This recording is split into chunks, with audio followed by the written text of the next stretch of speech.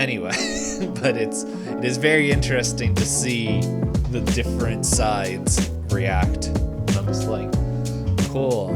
I thought it was common knowledge that all this stuff was made. I don't know why everyone's like, what? Hey everyone, welcome to another episode of Pointless Discourse with myself, Hoppocalypse, and Itisdpayne. You're dead, you're dead, you're dead. Such a good song. I totally forgot it was in this movie until I was just like, don't, like, ah! It is, yeah, I did go and pick up this as a DVD for my local library because I had it available, and they have... to get my library card. Anyway, yes! sorry. It's right down the road, and it's never open by the time I can get there. But they have like a scanning machine, so if I put something on hold, I can usually pick it up and take it to a scanner. But someone had a young kid there, and they were counting out how many books they could maximum like check out, because children's books, like, kids will read through those in like no time. So I was like, okay, I'm not gonna wait for all this because there's only one scanning machine in my library that's down the street from me. So I went to the front desk, and the person, if they're not our age, they're just a little bit younger, and they were like, oh my goodness, is this the first season? I was like, it's the movie. And they went, oh, like the original? And I was like, it's not that old. Like, you don't have, like, it's not antique. Like, that's what my brain was doing. But yeah, it's fun. Yeah, it's fun having me be confused at how to insert a disc to a PS5. To be fair, depending on which one you got, you can't. We did have one that has a disc drive in it. Mm-hmm. We also have like a couple. I know we have at least an Xbox One and maybe also an Xbox One Slim like floating around the house that if I wanted to, I could hook those up. But the PS5 is currently hooked up, so I'm not gonna like fuss with all that. Yeah, I know I want to get it because I know I want to get better at reading, and I'm trying to reduce the amount of items I have, and so I have a bunch of comic books, except for the ones that like, what's that lady? Spark Joy. The condo method. Marie, yeah, whatever her name is. but things that like are hold special attachment to, I'm gonna hold on to. My other favorite that I think lines up with more of my personality that I've heard in that same like sense of like thinking about objects. I forget what they call it, but basically they're like, I think it works better for clothing than comic books, because comic books I don't think it works. But they're like, if shit got on this, would you bother cleaning it off or would you throw it away? For a comic book, you don't really stand a chance, but like I would ask who's pooping on my books. But like people are like, hey, that sweater in the back of your closet that you bought once and you swore you were gonna wear, if like it fell and like got dog poop on it, would you bother cleaning it off? And it's like, if not, maybe it's not something you should have take up space in your closet. Yeah, no, I clean out stuff every once in a while, but now I'm like in the process of like losing weight and stuff and mass, and so it's just like, oh man, I remember when these pants didn't fit. Oh, they fit. Well, now they don't fit the other way. But yeah, so pretty much there's a bunch of books there, and so I looked on my shelf and I'm like, okay, I want to keep my Dune books because most of them were gifts from my brother that I'm like, I need to read. What else was there? There's a couple other things, but I'm just like, I'm looking at it, I'm like, I've tried to read The Shining like 5 times in the past 10 years. It's time to let that book go. Like, let's send it on its way. Trying to think. There's a couple things, but it's just like, but what I want to do is, what I'm realizing is that I have a Kindle Fire something, and I'm like, oh, it's a little bit easier. I don't know what it is, but I can read stuff on there pretty easily. So to pretty much get to clear up space and all that stuff, I'm just like, okay. And then there's the other part of me is like, okay, is there TTRPG books that I can buy digital versions of. So as much as I like the looking at them, I don't open them up. So You got what you needed out of them, but you're not constantly like reading yeah, them. yeah. So it's but yeah, it's pretty much getting digital movement, like having digital forms of it.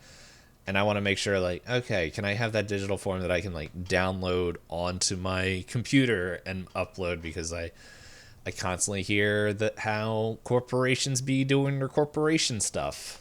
How anti-capitalist Oh my of you. goodness. Speaking about corporations, was your TikTok over the weekend flooded with Chinese manufacturing? Yeah. Oh my goodness. It was awesome. It's very entertaining. I mean, Yeah. I've never been one for luxury brands anyway, so it's very entertaining because realistically, like, I think I've talked about this before. Strider and I had a bit of time where we liked to relax and watch how it's made. Most of it is like machining and like really satisfying overviews of like erasers, candies, mass produced foods. And then they got into some things like, yeah, these are all hand stitched, and then zoomed out, and I was like, that's a bunch of people in a sweatshop in a factory in the middle of an Asian country, and I don't like this. So, yeah, for them to do the jokes about, like, all the different provinces and, like, oh, you want this? You go to that province. You want this? You go to that province for much cheaper. And then people were like, wait, I want to buy stuff. It's like, yeah, only if you buy, like, a bajillion of them will you get those sent to you, but... Yeah, I know everyone was like asking about it, but I'm just like, I know so many people. We're not a political podcast, and I don't like getting into politics in my personal life, talking with people, because people very easily get heated. Can you believe it? Anyway, but it is very interesting to see the different sides react, and I'm just like, cool. I thought it was common knowledge that all this stuff was made. I don't know why everyone's like, what? But yeah, I mean, I saw a lot of the comments that were saying like they're excited because transparency is what's going to help bring down a lot of these luxury brands. And I'm like, it is surprising how people really did not think about where their stuff comes from. Mm-hmm. I guess I'll put it that way. But again, that's how a lot of things go. Just like the characters in the movie we watched have no idea how anything in the world works. You're dead. And I forgot. There's actually, so there, like you mentioned. So if you haven't caught from the title, we watched What We Do in the Shadows for our 12 directors to watch throughout the year. It is my birthday month, and I picked Taika Waititi. And there's the obvious crossover in the same name is the TV show. I still haven't finished it. And then I didn't realize it, but I think I talked to you about another show that I thought would be really fun to talk about on the podcast about paranormal police. And I didn't remember that the two characters from that show are in this movie, the two police people. And I was just like... Wellington Paranormal? Yeah. Yeah. It's actually a spinoff.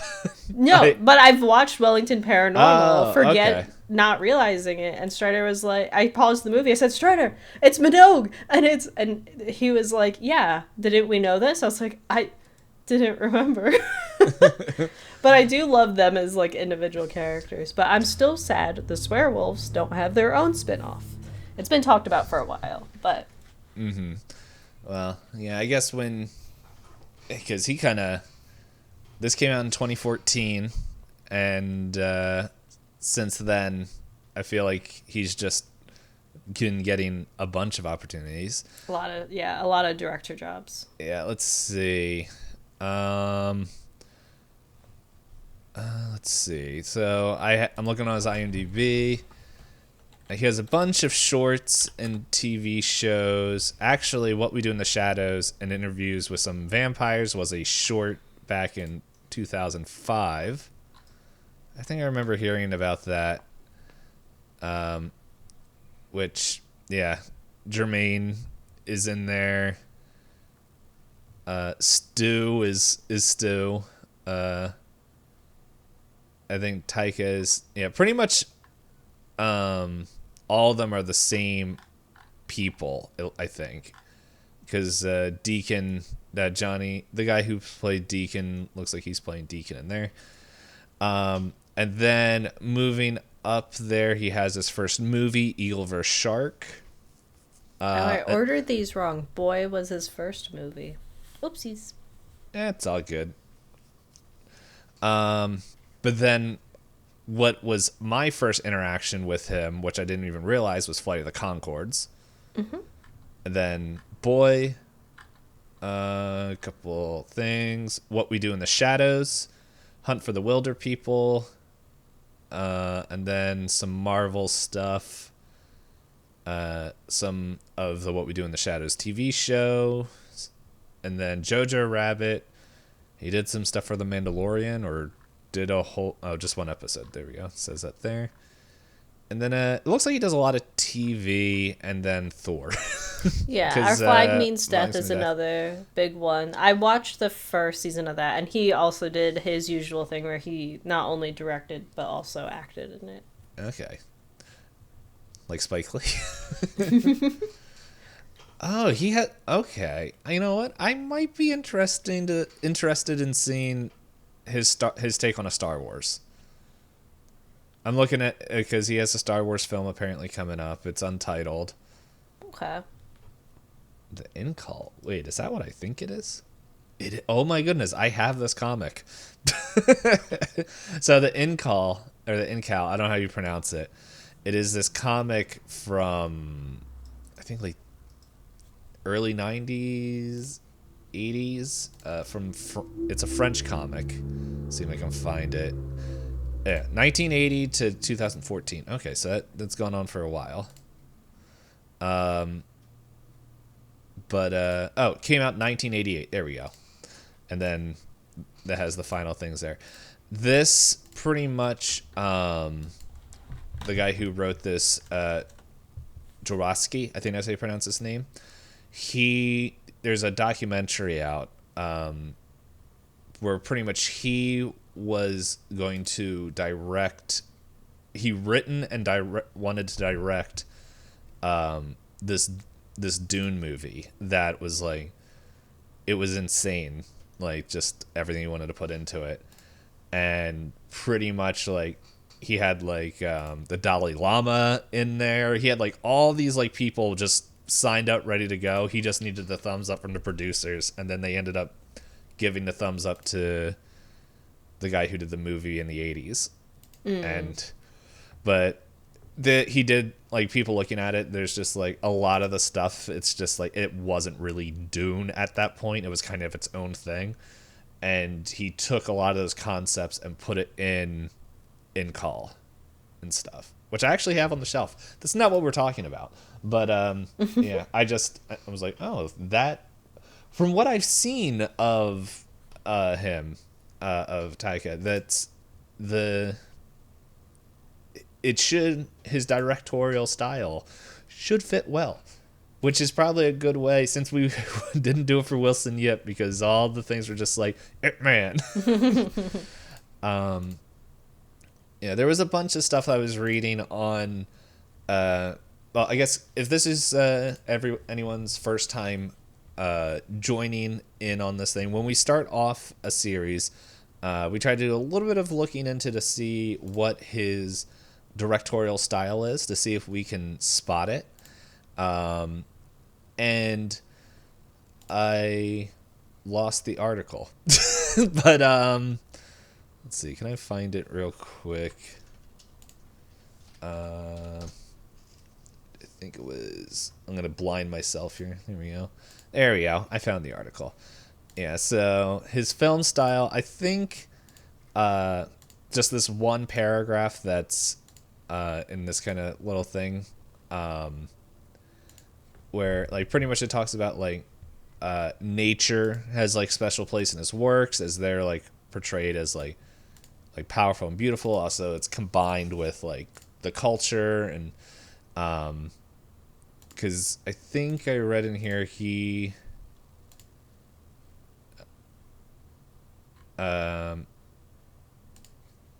an indigenous person, From New Zealand. Yeah, from New Zealand. I was like, there was a bunch of stuff I'm scanning real quick. I'm like, I can't find it. But so yeah, like his films like show all that stuff, like pretty much like a mix, like his how he shows landscapes, like both like the natural world and urban settings. Like in here we see a lot of urban things, and even like which we'll get into. It's like when I would tell people, it's like, hey, watch if you want to watch the movie What We Do in the Shadows, but you don't want to like commit to like hour and a half. I don't even know how long the movie is. It's really short. It's not like probably without credits like an hour 20. Yeah, I was like, just watch the first episode of the TV show. If you like that, you're gonna like the movie, and you're gonna like everything. But it's just like there's lots of like mystery and like and just like set pieces that we like. There's like the settings is it's not just like there. But anyway, what this paragraph says right here is that stylistically, I'm gonna butcher his name. Taika, what? How do you say his last name again? I think it's YTT. Waititi. Films are eclectic and extravagant. He likes to blend genres, engage with unusual color palettes, and his soundtracks are often extremely well thought out. And so, yeah, it's and then the rest of this thing goes on about his humor, which we see. I think I don't know. I guess we'll see as we go forward, because I really like the humor of What We Do in the Shadows and the characters, and the last one is personality, which I just like, okay. But no, I think it'll be interesting to see as we go forward watching these other movies, if it's just like after watching What We Do in the Shadows and stuff, because I feel like I could see it, because I watched more of his TV shows of Flight of the Conchords and What We Do in the Shadows, and I can see like kind of how like so the set pieces just aren't there, like they're just not like haphazardly thrown together, like it's just they're there, and like a messy room is like even though it seems like it doesn't matter, it actually all does still find a way to connect, because I think it's one of the things I liked a lot when I watched this movie the first time. It's the scenes set a lot of tones for the characters themselves. Because, like, very quickly, you're introduced to 3 very different vampires, and literally, as soon as you meet them, you go, I know exactly what he's like. Especially Vladislav, where you're like, what? Yep. Yeah, so there's, definitely that, and, so it'll be interesting to see if we can pick it up. Because I feel like, even though you said What We Do in the Shadows wasn't first, I do think it's a good one to start off with. Not because, it might be spoiler for questions later, the only movie I've ever seen of his, but it's like, it pretty much what I've only seen of him is in the What We Do in the Shadows universe, and then Flight of the Conchords. So, which they both have that same kind of very like, dry kind of, I guess, like quirky kind of like energy towards each other. With it's just like I don't know. I never expected vampires to be like so socially awkward. But it makes sense. But it does make sense. But shall we roll into this and see who's gonna give the description of the movies? Yeah. So if, like D-Payne said, if you are newer here, we both roll 12-sided dice, one for each month of the year, since we're watching a different director for each month. Whoever rolls higher gets to give a summary, maybe about like 1 or 2 sentences of the movie. No spoilers, and then we just have a couple of questions we'll go into. Again, no spoilers, and then we'll go into Spoiler Town. And we will warn you so that you can't accidentally get spoiled and get mad at us. Mm-hmm. Or do get mad. Let us know in the comments. But yes, It is my birthday month, so I will announce what I rolled. Okay, go ahead. I rolled a 7. I rolled an 8.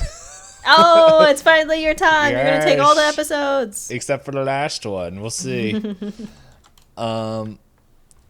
So, yes, this movie we follow... we follow 3 vampires that are in this... pretty much all living under one roof in Wellington. As a documentary crew goes and films their day-to-day life and everything, as they kind of just it pretty much shows like different era of vampires and where they come from history and how poorly they fit into modern society, at least 2014 modern society. And then and then pretty much what they have to do when an unexpected new vampire is brought into the fold who doesn't understand everything. A modern vampire with modern sensibilities, yeah. Yes.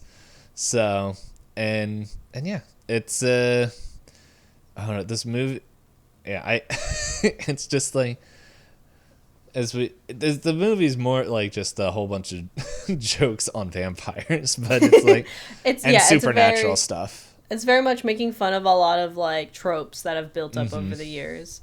But yeah, so then I have questions for you, Dpayne, if you're ready. I should be. Pop quiz. Okay. If this was the only movie you watched by the director, would you watch the rest of their catalog? No. I'm joking, I would. Oops, too late. I forced it for this month. It's all good. No, I would. And as you when you mentioned this person, Taika, for this month, I was just like, oh, okay. And then when I looked at it, it was like, oh, he did this. Oh, wait, this movie has been on my list that I haven't been around to get to. And so is this one. So it's been on my list. I'm just really bad at finishing lists. So Same. All right, yeah, I very much landed it. Like, I actually haven't seen any of his other movies. I'm in the same boat where I've watched a lot of his other television shows. So this is it's a nice thing to force myself to do. Mm-hmm. It's funny how like the only list that I think both of us like really cross off regularly is this podcast list. It's because we have a scheduled deadline. I mean, Yeah. I do well in school, or did well in school when I was still in school, because I would take out my calendar and then I would be like, oh, I have to write an essay by this day. Easy. Whereas I did not do well in school. whereas like if I'm at home and I tell myself, okay, I want to read this book by this week because I have to return it to the library. Oh, it's actually not due another 2 weeks to the library. I have time. And then I get my 3-day notice and go, I guess I'm reading this whole book in 3 days because I can't extend the hold. Yeah, that's, as I said, when I want to sign up for the digital library thing, I'm just like, man, that is going to be a form of commitment, but I won't have to do it. How much did you root for the characters in this movie? Yes. Who did you root for the most, then, is how I'll phrase it. They're all very lovable. I know, I really because they're like all equally terrible, but all equally awkward. I like them. I love them all for different reasons. I think the one that just cracks me up the most is Viago. I think, is that how you say his name? Taika's character? Yes. Yeah. What do they call him? The dandy. Yeah, where he was from money. Yeah. So, oh yeah, it says right there, the 17th century dandy. I think just probably from just having to be in leadership roles so many, and just him just like the passive aggressive, just like, okay, can you wash the dishes? It's been like 5 years. And it's just like, I'm a vampire. I don't have to wash dishes. But, I do also like the part where it's like, you just bring people in and you drink their blood. Why do we need dishes? And they're like, he has a point. No, he's in trouble. yes. So, but yeah, he's just got that like nervous, just happy energy. So it's like I don't know what's happening, but I'm here. And so, but yes, I think he's also used as the narrative device a lot, where he's like explaining different things, like because I feel like I feel like Vladislav and Deacon are and Nick are the main characters of this, and yeah, I was just like, I'm just here. Yeah. How about you? I think if I had to root for anyone in particular, I have a very soft spot for Stu's character because Oh, he doesn't yes. ask for any of this, and then the very extended scene towards the end of the movie, I was like, I know how this ends, but I forgot how long this particular scene lasts. They're like, oh god, oh no, oh jeez, are you okay? Yes.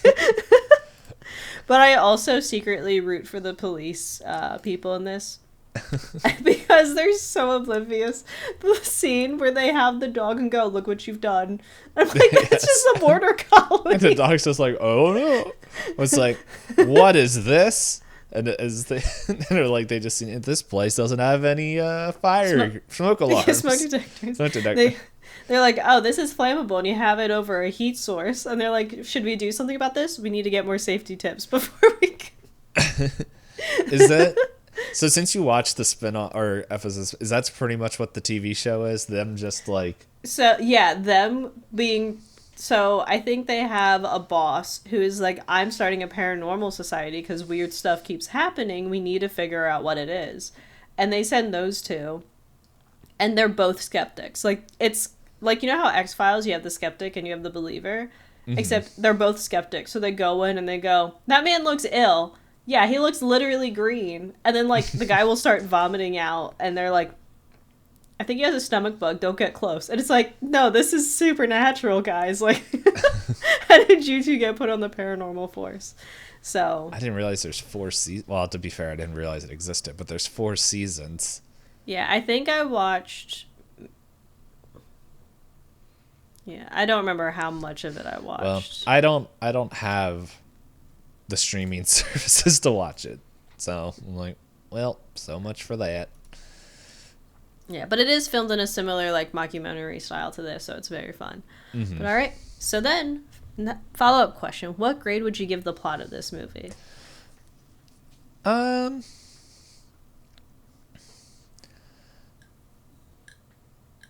Let's see, like, because I feel this is much more character driven than plot. Like, there is plot, but it's just like it's like story beats versus like a through line. Yeah, it's like there's, and then like when you get to the end, you can kind of see like all the different threads be kind of being woven together.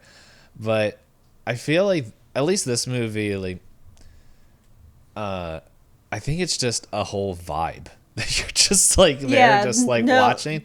Don't think about it too hard. Just and it's so like I enjoy the movie, but like if I think that's why like giving the synopsis of the movie is a little bit difficult, because it's like there's at least 2, if not 3 storylines happening, and they're all just like soft storylines that are just like kind of warm fuzzies around the edge as we watch these people, like these vampires, kind of like argue. So I think I would give the plot somewhere between C+ to B- because it is enjoyable, but it's like I don't think What We Do in the Shadows, like the plot is the reason you're watching and enjoying the movie. Yeah, that's fair. There's a lot of like books that I like where people are like, there's nothing happening, and I'm like, and that's okay. There doesn't always have to be like a big overarching thing happening. Sometimes just reading about someone's like life and getting that perspective is fun. And this, like, I am curious to see if there are other sorry, sudden yawn. If there are other like mockumentaries that I think I would enjoy, because this is like this format of just kind of like a long running joke. Like, it makes sense to me that it started out as like a short, because they were like, what, imagine these vampires and they're just socially awkward, and then it just turns into this long riffing thing where it's like, what are ridiculous things vampires do? Oh, they like float. What if we have them fight and it looks awkward and silly because like it's actually not intense at all? Because I like how awkward they make everything seem, whereas in traditional media vampires are like this over consuming presence, and then these guys are just like hissing at each other like cats. Yeah. Well, it's like that. Every once in a while I always see is just like, why are vampires so like rich and everything? It's like, well, if you've been around for 1,000 years, I hope you like put your money into savings or something like that to get by. And then it's like, I think all the main characters for both What We Do in the Shadows, I haven't seen the later seasons of the TV show, but they're just like, they're not rich. No. Like, If they just, thought about it, they could have held on to gold from when they were younger and then sold it later, and then they would have been set. But instead they're just like, I was bored and I lost it. yeah. You're like, that necklace that was worth like $1 bajillion? Ah. But if you, I know I enjoyed this, but I know this is also a very well received and loved mockumentary called This Is Spinal Tap. I have heard of it. I Yes. haven't watched it myself. It is pretty much takes its documentary crew follows an 80s kind of hair band, and it shows like their world tour pretty much, and it's very similar to this, where it's like the inner turmoils between the group and everything, but it's all like tongue-in-cheek humor. And then it shows like stuff from the like from tour that goes bad, to the point where they are like I'm trying to think, they have like actual groups from the 80s and that were like, who told you that? And they're like, what do you mean? It's like, that literally happened to us on tour. Oh, that's funny. Like, who told you about this? And so they're just like, no, man, we were just trying to write jokes. Like, no, like, so We didn't interview anybody, yeah. yeah. So there are like a couple things that are like, there's pretty much every joke that they make has happened apparently to a group, and they just were like, no, we just thought it'd be funny. That is entertaining. There's like a whole thing where they're just like kind of like in this movie where it's like when they're introducing, there's like, yeah, Vlad, he's an old vampire and everything, and he's like he's like into the old ways, and he's just like, it shows him like shooting arrows down the hallway, and then to it's torture like people. yeah, and his torture room, and then it's just like it's like, I have an idea. How about slaves? And they're like, no. No. Yeah.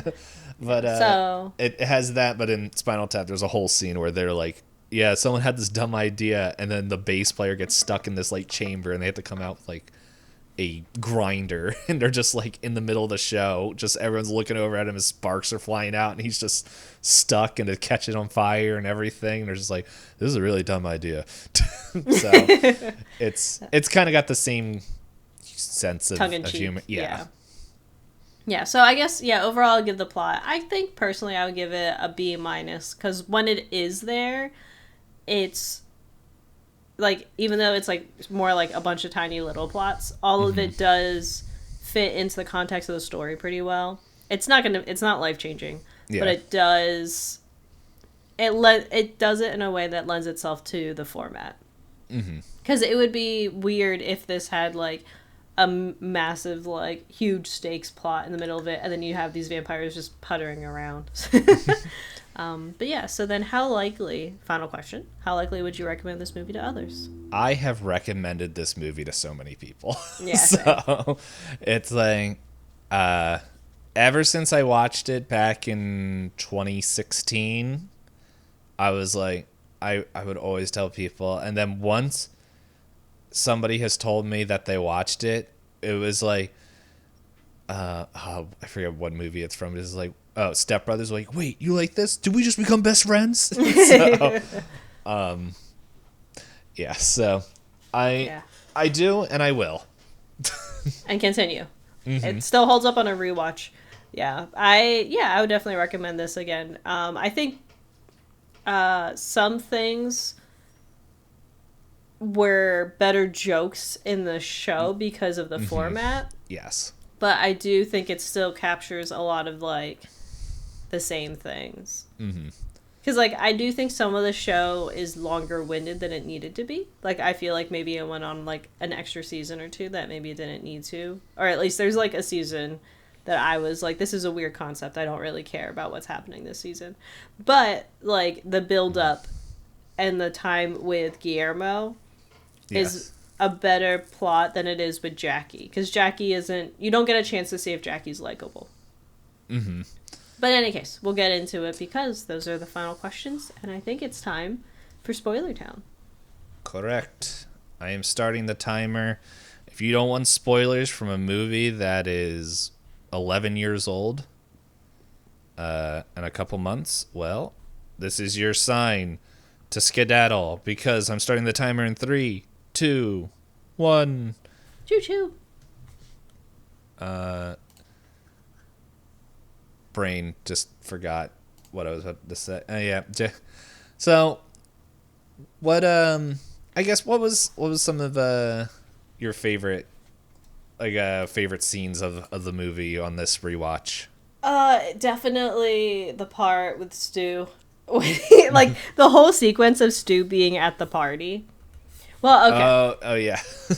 I'll start with my first thing that made me kind of laugh out loud was the reveal of the Beast, because I forgot about that. Because it really is like a very minor plot, but I love the whole buildup of like, yeah, the Beast had me by the balls. Me and the Beast like fight all the time. Me and the Beast have all these problems with each other. The Beast is what he calls his ex-girlfriend. But I find it funny the whole time they're like showing this like medieval art like of this like odd creature. I don't even know what it's supposed to be, but it's like it's just so like kind of like messed up, and all of a sudden it's just like the Beast. Yeah, so that was fun. I also so then I love how that bleeds into the Beast meeting Stu and everyone having to protect Stu. And then leaving and just so happened to run into the werewolves and distract them when they're trying to set themselves up. And then Stu just ends up a full ragdoll. And Nick is just awkwardly like, Stu, what's happening to you? As they're like grabbing his feet, and he's like, ah. I know, it lasts for so long. And they're just like, man, we'll really miss Stu. I think I just love the full joke about Stu from beginning to end. Where, like, they have the trial, and they go, you have brought a human into a vampire household, and that's against the rules. But we like Stu. We will exempt you from this rule, because we like Stu. Yeah. Well, it's like, Nick, like, just brought headaches, because, like, I don't know, he just didn't... He's just young. Yeah, but, like, at the same time, it's like, okay, like... vampire hunters and all that stuff is things of myth, and he's like, I'm Twilight. He's like, you're not Twilight. You shut up. And they're all trying to tell him to shut up, and part where they're just like, I'm a vampire. It's like, I'm a vampire hunter. It's like, that's cool, man. Just walks away, and that whole bit is also really hilarious. But yeah, there's the whole part where it's like they believe Stu is dead, and it shows Nick just sitting on the thing as Deacon goes over, and he's just like, hey, at least he went now. It's like, sometimes it's worse to watch and just like goes into like worst speech ever. Yeah. At least Stu went being flung around and his entrails being pulled out and suffering his whole time, screaming and going. I think that's how he would have liked to have done it. And Nick is just like, what the hell did he Yeah. say to me? To like the cut of, yeah, I really think he just needed the help, man. I think I really helped him out. Just a little bit of encouragement, you know? Deacon is such a, like a bad guy. Like not evil, just like bad. Yeah, well, he was a 19th century former peddler.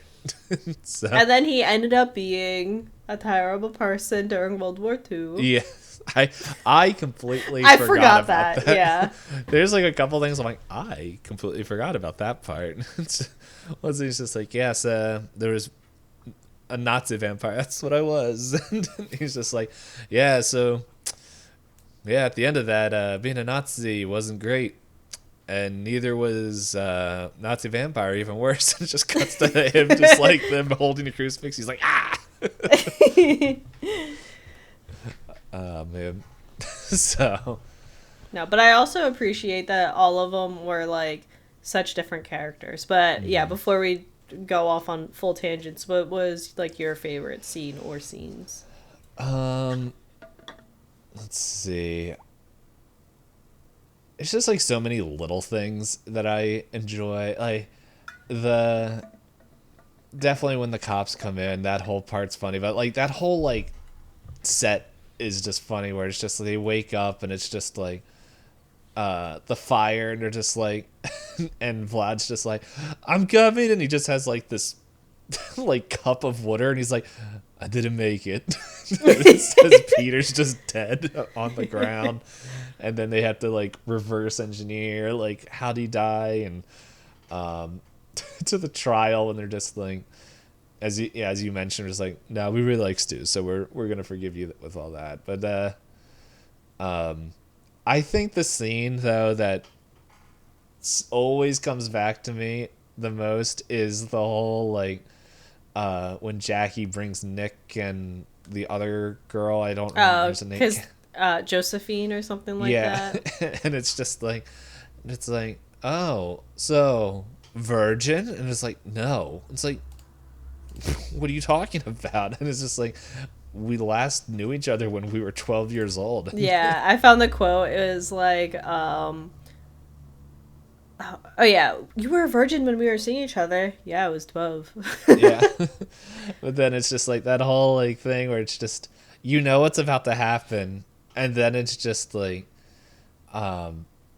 it's just funny, just like they just seem so comical and goofy while chasing down Nick, to the point that it's just like, how do vampires ever get anybody?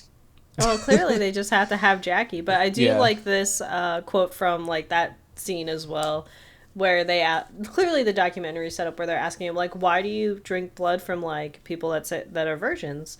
And Deacon's like, I Yes. think because it sounds cool. And Vlad is like, think of it like this: if you're gonna eat a sandwich, you would enjoy it more if you knew no one had fucked it. Yeah. And you're like, I can't argue.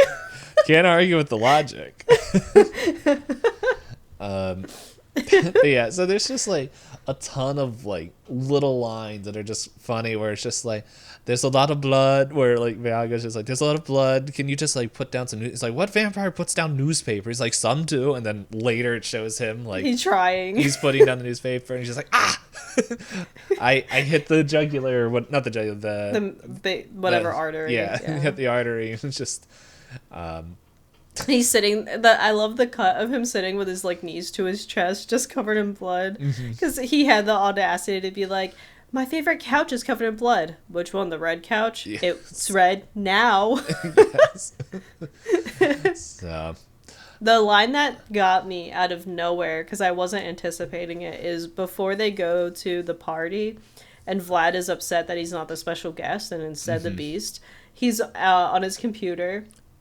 I saw this in the list of quotes, and Vlad is like, leave me to do my dark bidding on the internet. They're like, what are you bidding on? Yes. He's like, I'm bidding on a table. And I was like, it's such a bad joke. Why is this so funny?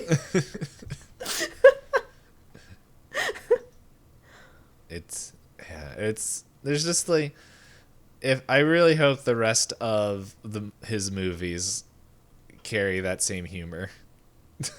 So Yeah, I also I think I also like. I think I started to get into it. The fact that all the vampires are so different from each other. Because Viago, like you said, he wants to be a leader, but nobody else agrees with him. Where he's like, "Oh, and Deacon wants me to mention that he hates that you wear the same jacket as him. So can you get a new jacket? But like, Yeah. we don't really care. And it's not that important." And Deacon's like, "It's really important. It makes me mad." And then Viago's like, "Uh huh." Yeah. It's like, okay, buddy. I think the other joke that I loved is the very end where they all get what they want and he starts to date. He turns his like long lost love into a vampire. Yes. And people are thinking, what's a 96-year-old lady doing with someone 4 times her age? Yeah. Just like, hey, I'm a cradle. What was it? Cradle robber or whatever it was. Yeah. There's like just speaking about the lines. There's the one that I know you quote a bunch where it's just like, we're werewolves, not swearwolves. There's that and I forgot about this one when Stu's at the party and the Beast is like, tell us about yourself or whatever to like try and convince him that he's not a human, and he starts going on into how boring his job is, and then they immediately go, virgin, it's a virgin. I could smell the virgin from 1,000 paces. And Dean's like, then go on, then walk 1,000 paces away and smell yourself. I also brought up the quote list. Yeah, I mean, this movie, because there's not like major plot points, it's just a lot of like, it's just funny, but for like no reason other than it takes a very like serious trope and turns them into like toddlers. Because like you said, like a lot of the movie is about the fact that they don't fit into modern society, so they don't really understand technology. They do the whole bit about giving them cell phones for the first time. Yes. There's a crucifix behind you. There was... Yeah, I think that was really fun, like, when he's like, yeah, Stu, he's cool, and then they all don't like him, and then Nick's like, I think they like Stu better than me.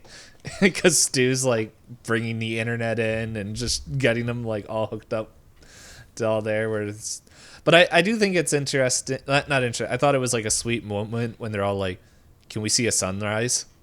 And it's like they're all like around like this like for now like compared to us, like not the greatest computer screen, but it's just like they're watching like this video on YouTube of a sunrise and they're just like, oh my goodness, like just, and it's like those things where it's just like, yeah, I guess that is right, like they wouldn't be able to see a sunrise. Yeah, it's a very little thing that you don't think about. I do like. I think a lot of my favorite scenes come to like the ball, but I know Viago talks about the costumes he likes to wear, and he comes out and he's yes. he's like, I'm going as Blade, and he goes, you can't go as Blade. Yeah, but vampires love Wesley Snipes. He's a vampire hunter. He's like, last time I went as The nun. Whoopi Goldberg from Sister Act 1 and 2, which didn't go very well because she's a nun. But it's even funnier because they have Wesley Snipes in the What We Do in the Shadows TV show make a guest appearance. Oh, did I see that? The council. Oh, okay. I was like, When yes. Taika and Jermaine Clement are in that episode as well. But yeah, Wesley Snipes is there. Yeah. There's a... I know another part that I also thought was fun where they're just like, you're like, okay, it's just these 4 vampires, and then they like go out in town. He's like, yeah, there's tons of us, and it just shows like the girl that's at the bus stop, and it's just this guy that's just known. He's like, oh no, I've been training this guy for like a week. Yeah, he's almost gone. Like, yeah, it's all good. And then it's just like, it's pretty tough. Where it's just like, I don't know if it's at this part or later when Vlad's just like, yeah, the tough part about becoming a vampire is that you stay the same age, and it's just like, he's like, I was 16. And it's like 16 was a lot tougher.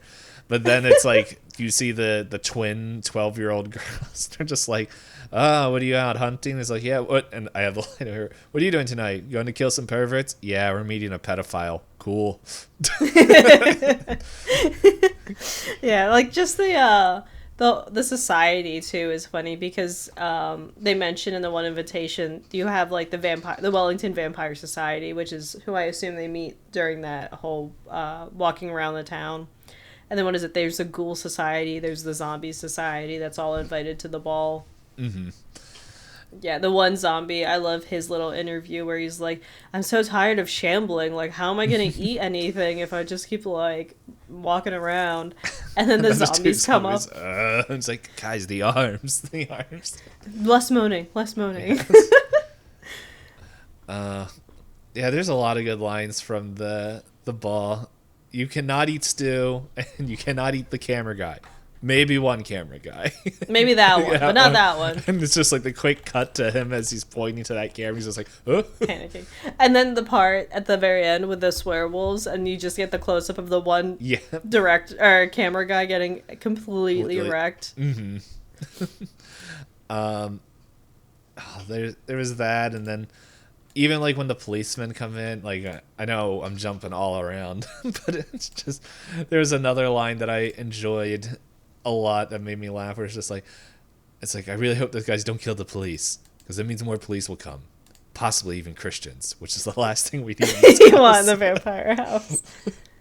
Oh, and then to take it all the way back in the beginning, like I said, we're just gonna be jumping around because that's how it is. Mm-hmm. Nick, do you like spaghetti? Well, Yes. what if it was worms? And then when Nick tries to do it on Stu later Yeah. on French fries, and he's like, well, it doesn't look like worms. He's like, this is stupid. And then he eats the Eats it, French yes. fry. And he goes, man, the hardest thing about being a vampire is I can't eat my favorite food anymore. And it's like that was the like final straw. So I did feel bad for Jackie in the beginning, though, when Deacon comes up to her and goes, Nick jumped up in front of you in line, so you're getting punished for 10 years and you can't be a vampire yet. And she's like, oh my god, I've been your, like, apprentice for how long now? I can't do this. And then she comes back and goes, Nick turned me into a vampire. And he's like, oh my god. mm-hmm. Yeah, it's interesting because, like, I know a little bit of Vampire the Masquerade, and apparently, for people who don't know, that's another TTRPG. I think probably as old as Call of Cthulhu. No, I think they came out in the 80s. It doesn't matter. But in there, like, they have very specific rules for making another vampire. And, like, you can't make one, like you just can't make another vampire whenever you want. Like, you gotta, like, follow the rules and everything. And it was interesting, like, knowing that little bit of lore and then seeing it in this movie as well, to where I'm like, I wonder where that comes from. But it's also just interesting because, like, even in the TV show, like, the TV show, like, kind of takes all the same plot points and just expands on them, like, pretty much, with, like, a couple different forms of vampires and, like, the energy vampire and stuff. But, like, Guillermo doing what was, like, almost 10 years of service, like, to... And they keep saying, oh, tomorrow will Yeah. turn you. Tomorrow. It would have been, which, like, I guess one of the vampire... Viago does meet the TV show ones. Actually, no, and I guess... Well, no, because he's more... Clement's just himself and not really Vlad in there. But it's like... Yeah, it would... I don't know. Part of me just, like, looks at them and it's just like... Man, I wonder if they would get along with each other. like just like how they get in there, because like just the whole thing, like the... I don't know. I guess it's just a very interesting take on, I guess, vampire lore, because Taika and I think Clement, Jermaine Clement, these two guys wrote it together, and it really feels like it's like, yeah, there's tons of vampire lore and stuff in there, and they kind of, like, as we said, they're making a satire joke out of it.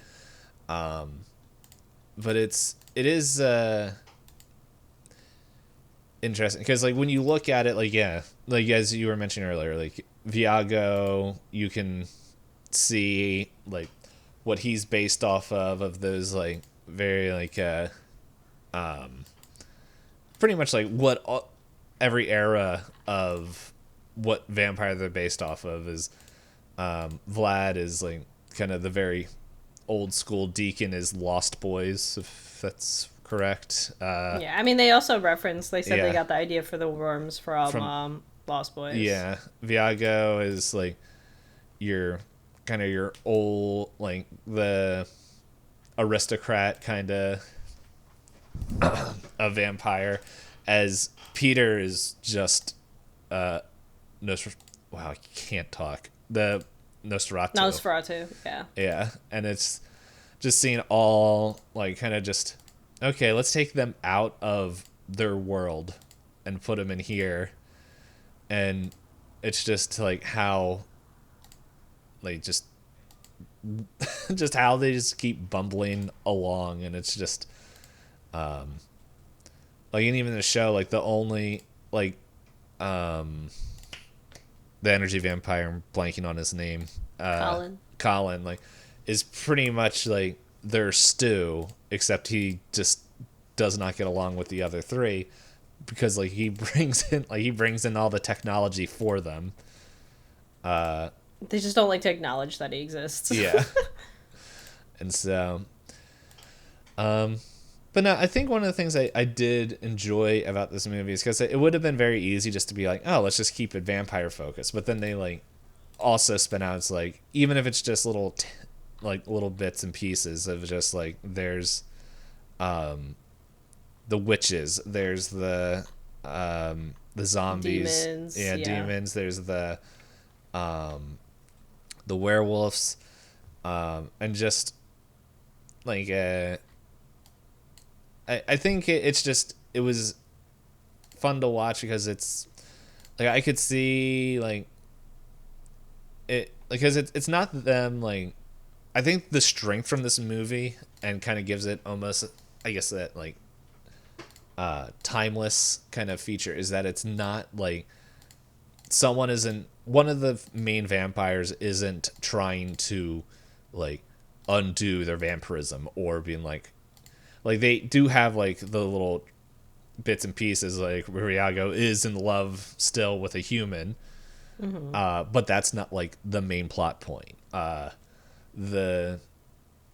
And it could have focused a lot more on Nick and his like whole like becoming a vampire, but it's more just like yeah, he had a rough weekend and then he's just like he's just there.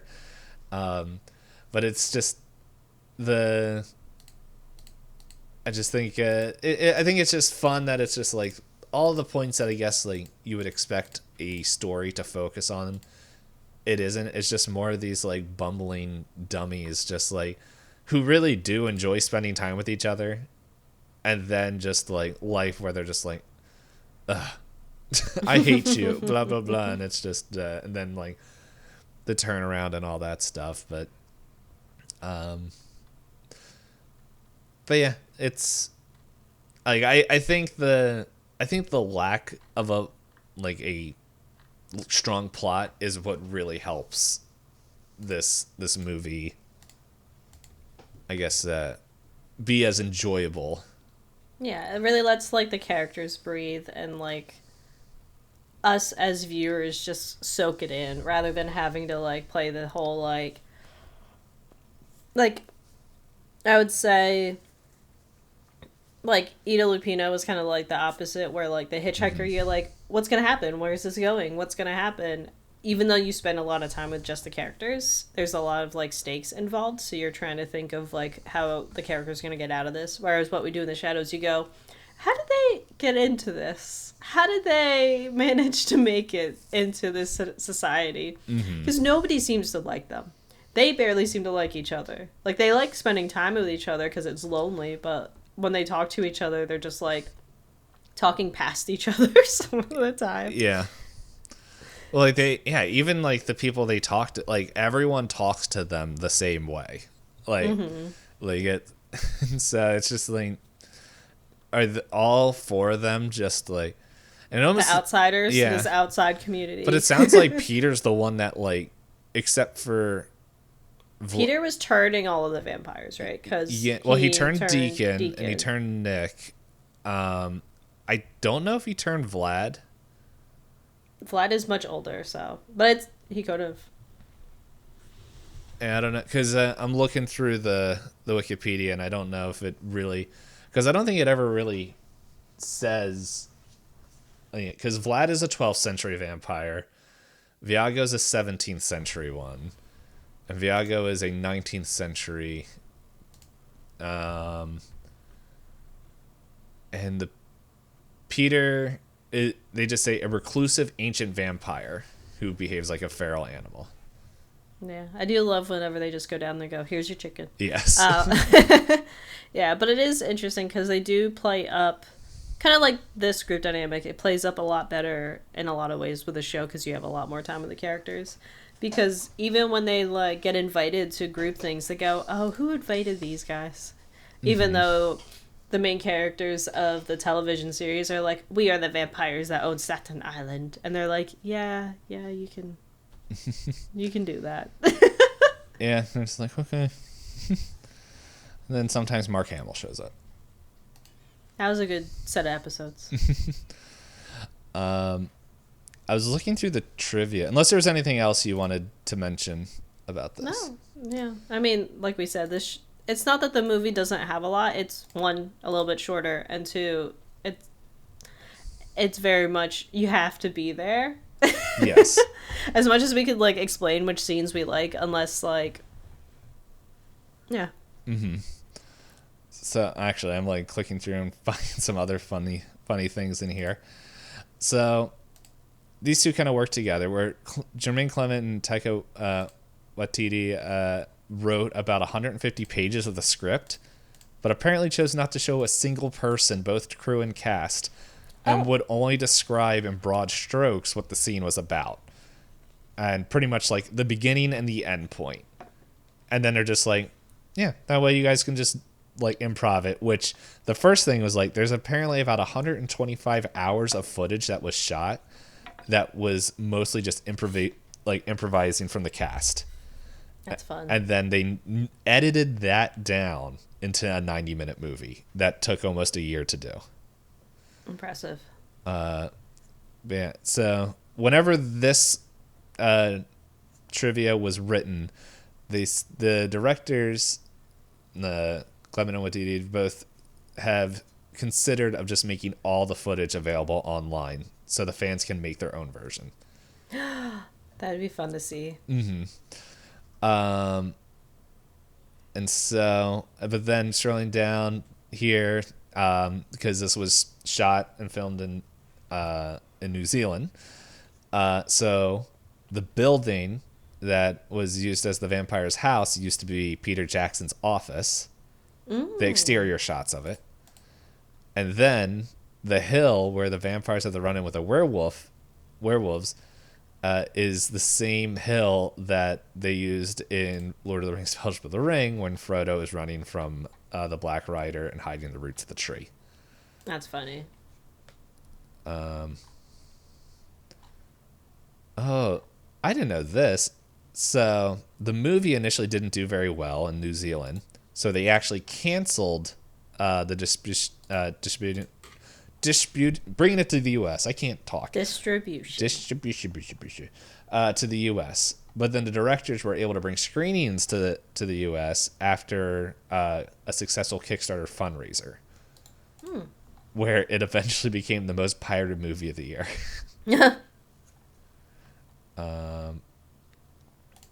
So let's see.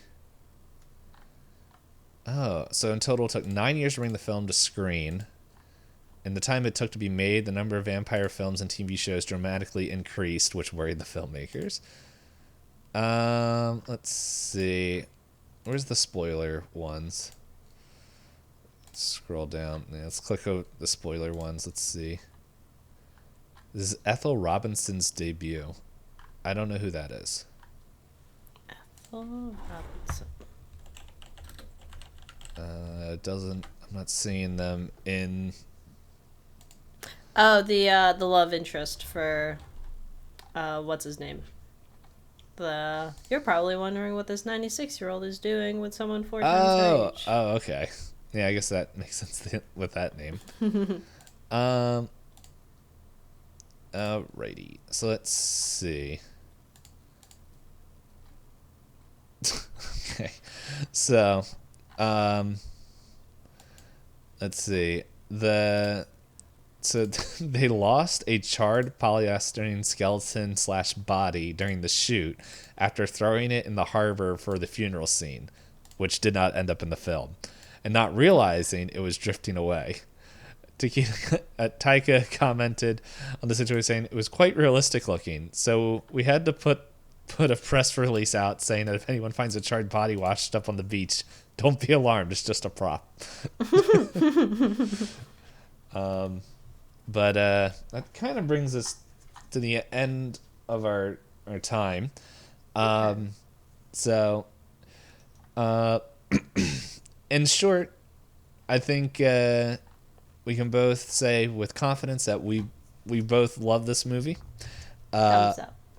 This and if you haven't, go watch it. It is worth the, like, if you want to just rent it, the $3-4. If it's that much, I don't know. I had a discount. So, yeah. So, is there anything else you would like to say about this movie? I don't think anything else needs to be said.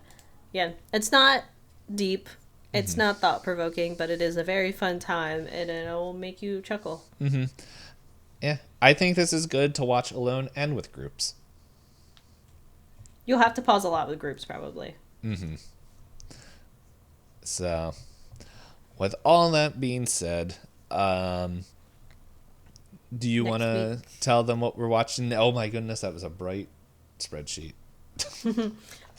Yep. So, like we said, through the month of May, which is totally when we're recording this and not, some awkward time before that.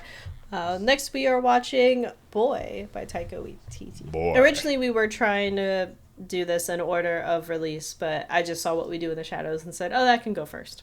I was like, oh man, I guess we need to figure out what we're doing for next month. And then I was like, oh, the movie's already in there. Like, yeah, I just picked the most famous movies for that. Well, that makes sense, which reminds me, I gotta contact that person and see if they're willing.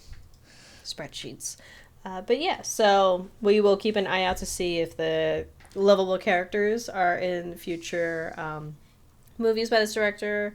If we get to see a lot more humor, get to see a lot of different landscapes that emphasize New Zealand.